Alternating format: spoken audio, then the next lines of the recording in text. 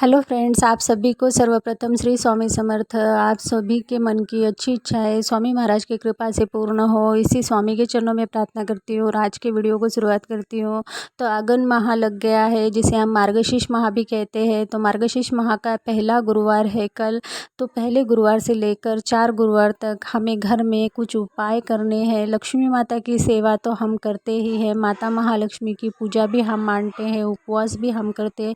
इसी के साथ साथ कुछ ऐसे भी उपाय है जो हमें घर में करने हैं, जिससे कि माता महालक्ष्मी आकर्षित होती है और हमारे घर में उनका आगमन होता है।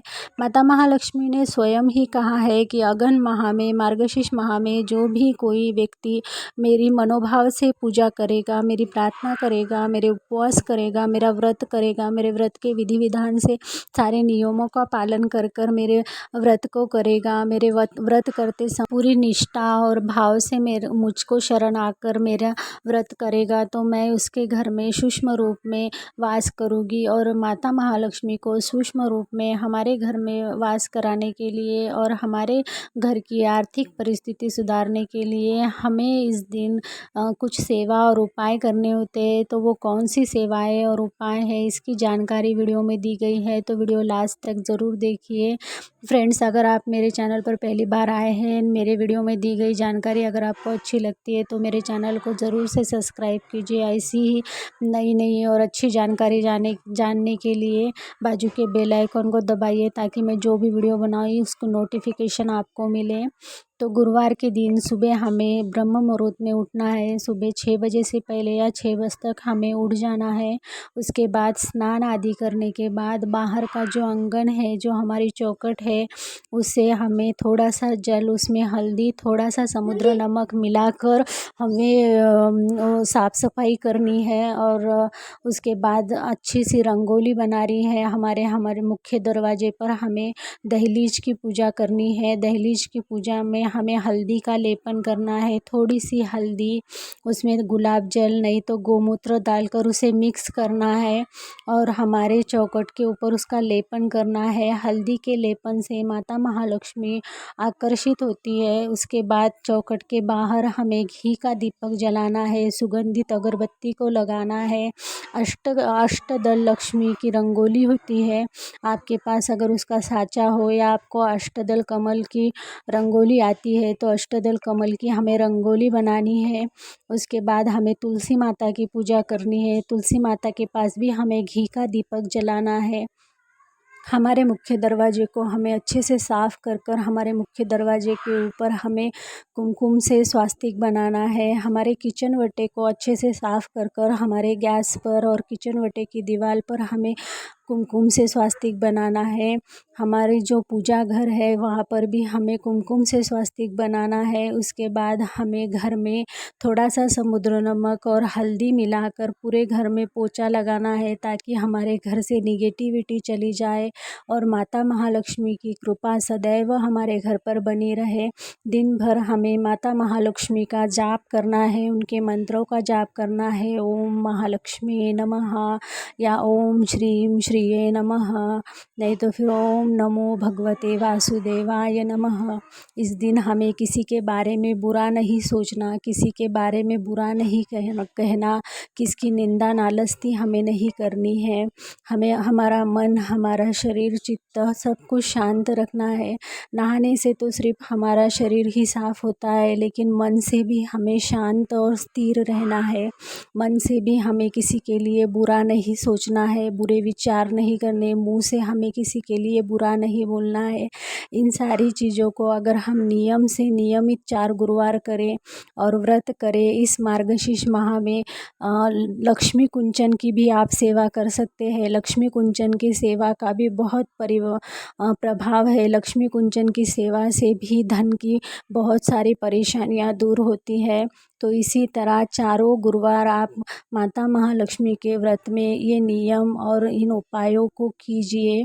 अगर आप उपवास करने वाली है तो भी इन उपायों को कीजिए, और अगर आप उपवास नहीं भी करने वाली है तो फिर भी आप गुरुवार के दिन और शुक्रवार के दिन इन उपायों को अपने घर में कर कर देखिए। ये छोटे छोटे से उपाय हैं जिससे कि हमारे जीवन में सकारात्मकता आती है, हमारे जीवन की धन की परेशानी थोड़ी थोड़ी मात्रा में होकर कम होती है, और हमारे घर में धन में, धान्य में, आरोग्य में वृद्धि होती है।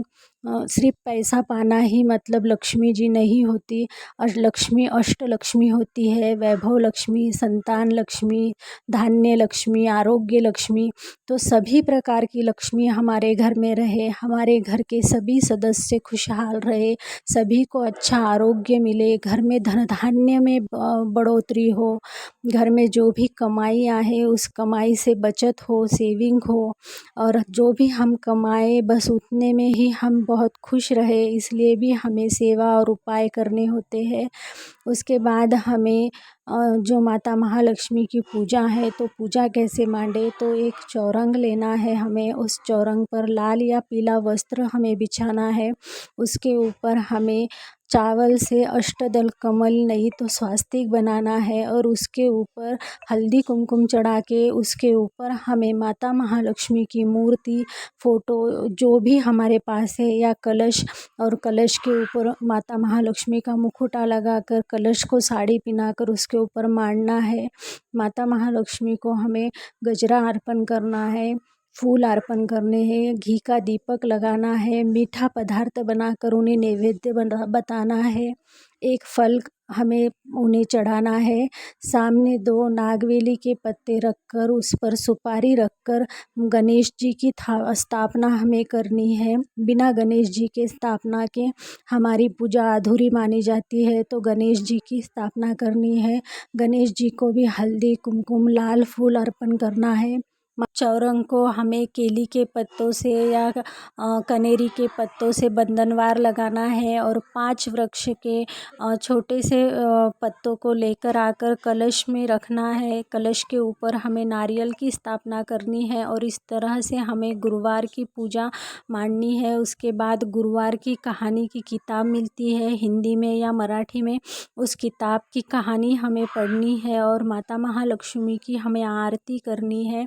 इस तरह से हमें गुरुवार का व्रत करना है। मैंने जो भी उपाय, जो भी सेवाएं आपको बताई हैं, आप ये ज़रूर कीजिए। इन सेवाओं से, उपायों से आपके जीवन के कष्ट कम होंगे, और माता महालक्ष्मी की आपके ऊपर कृपा होगी। 4 गुरुवार के बाद माता महालक्ष्मी के व्रत का उद्यापन कैसे करें, इसकी जानकारी मैं आपको नेक्स्ट वीडियो में दूंगी।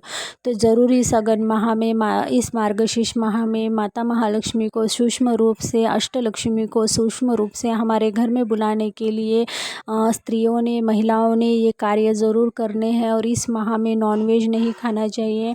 घर में, मन में कोई भी बुरी वस्तुएं नहीं आने देने के लिए हमें इन उपायों को करना चाहिए। जिस तरह से शरीर शुद्ध करते उसी तरह हमें मन को भी शुद्ध रखना है, और जितना हमारा मन शुद्ध रहेगा, जितने हमारे कर्म अच्छे रहेंगे, जितना मनोभावे हम भगवान की पूजा करेंगे, उतनी ही मनोभाव से भगवान हम पर प्रसन्न होते हैं और हमारे जीवन में खुशियाँ आती है। तो ज़रूर से आप इन उपायों को करिए। इन उपायों का क्या अनुभव है, आपको इन उपायों का ज़रूर अनुभव मिलेगा। मिलती हूँ नेक्स्ट वीडियो में, तब तक के लिए श्री स्वामी समर्थ।